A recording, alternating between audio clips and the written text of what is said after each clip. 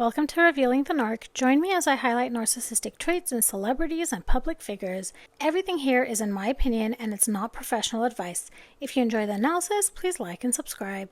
I want to talk about this article today. Prince Harry is just plain bored by Meghan Markle antics. Prince Harry wants to stay away from Meghan Markle and her glitzy lifestyle. This was published today, November 8th. I want to preface this by saying that I am not questioning the validity of the source or the article. So I want to use this article as an example of how people might behave if they are romantically involved with a narcissist. So it may be that this story is completely not true. It may just be PR. It might be completely made up. The thing I want to focus on is the mindset of Harry and how someone might behave when they are under or in a relationship that has been so incredibly stressful and devaluing. Prince Harry seemingly does not enjoy the glittery life that Meghan Markle offers him. The Duke and Duchess of Sussex, who are currently living in the US, I think they're wrong. It shouldn't say UK unless, well, we all don't know where Harry at the very least is, so maybe they have gone to the UK, who knows. But okay, let's continue. They have different personalities, and Harry often feels uncomfortable with Meghan's Hollywood pals. And I mean, let's think about this. Harry wanted a private life. As much as right now it seems like he's out in the open, I don't think this is his choice. He would be very happy being in South Africa, and I think that was his original plan, right? That's what he had proposed to the Queen right when they were getting ready to go through Megxit, that Harry wanted, like, maybe we can get away from the press. If we can live in South Africa, we can do really good deeds while we're there. So I do believe that part is true. Harry, in my opinion, is not happy. He does not like that glitzy lifestyle. He does not like the paparazzi.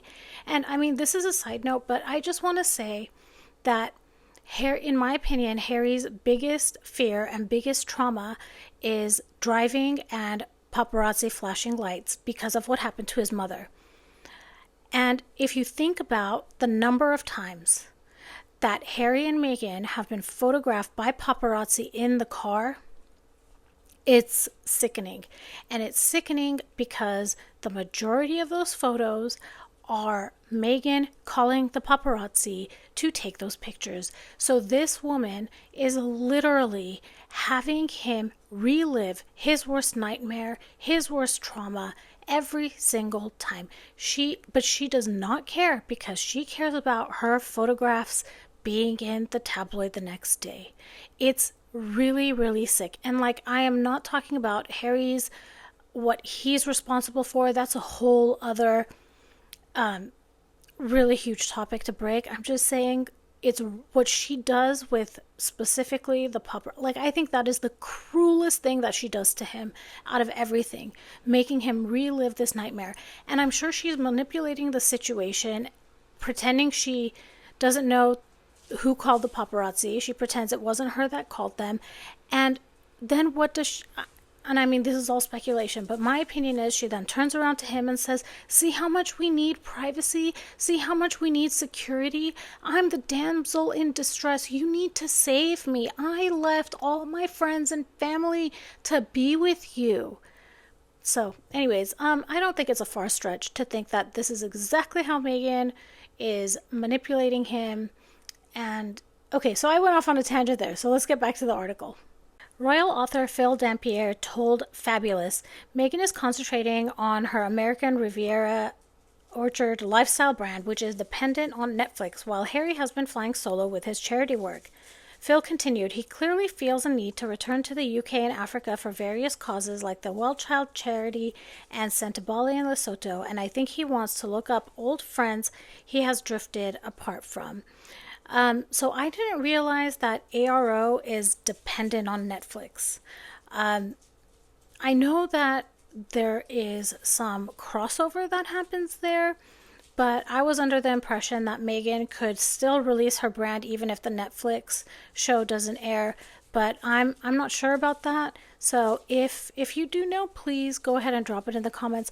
Also, you guys, my dog is playing with a toy, so I'm sorry if you can hear her playing. But who am I to stop her? She is super happy right now playing with her toy. Sometimes in the US, he looks uncomfortable or just plain bored when he is out and about with Meghan at showbiz or sporting events.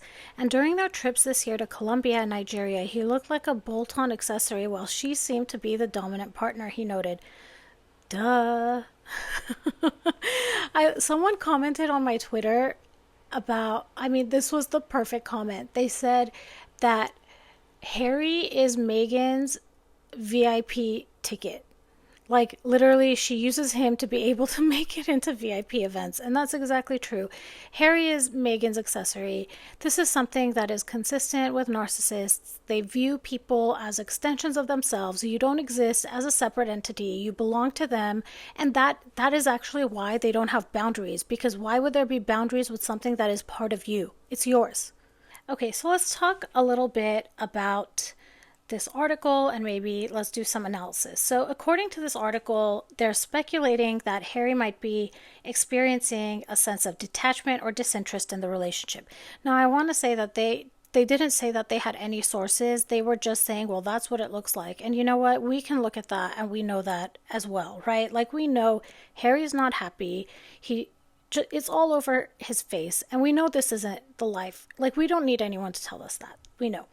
So in the context of narcissistic relationships, this can happen when one partner feels overwhelmed by the constant need for attention and control from the other. In my opinion, I think Harry is emotionally exhausted. One common tactic that occurs in romantic narcissistic relationships is this cycle of idealization or love bombing, where initially, in this case, Harry would have been put on a pedestal. He would be made to think that he is the greatest man in the world, he is her hero, etc., etc. And then this would be followed by periods of devaluation, where he would be criticized, undervalued. He would go to sign a book and she would tell him he's signing in the wrong place. I did a video about that on X just a couple of days ago.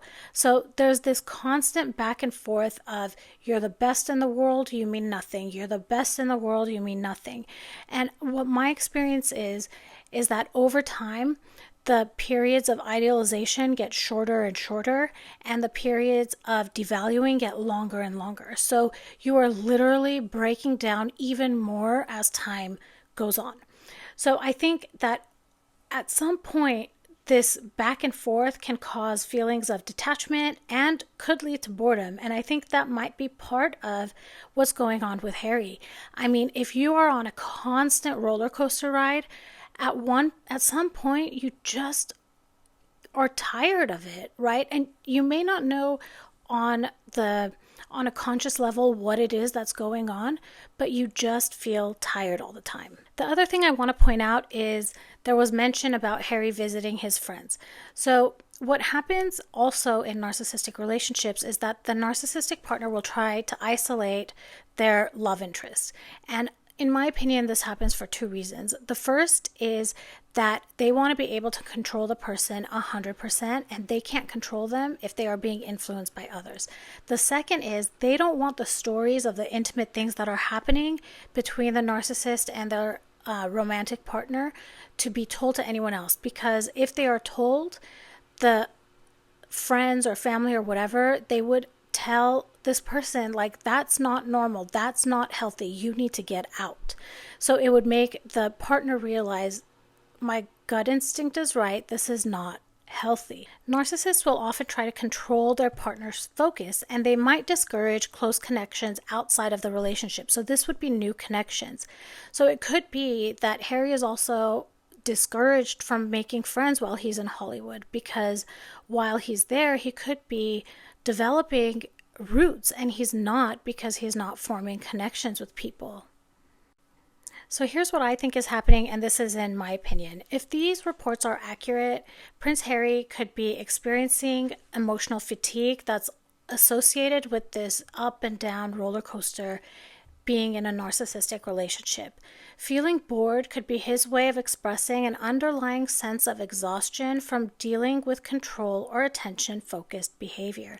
Whether it's emotional distancing or something else, it's definitely a dynamic that is worth us to watch. So I'm curious to know what you all think. Are you in agreement with this? Have you ever experienced this? I hope you haven't. I can tell you I have, unfortunately. But you know what? You live and you learn. And the best way, I mean, it's unfortunate for me to say this, but the best way that it is for me to have learned is to have lived through it. Now it's like nails on a chalkboard for me when I start feeling like toxicity. I don't know. It's like a radar. It's like my radar is super in tune. I don't know. Anyway, so if this was interesting to you, please like and subscribe. And I hope you enjoyed this video. And yeah, I will talk to you all soon. Goodbye.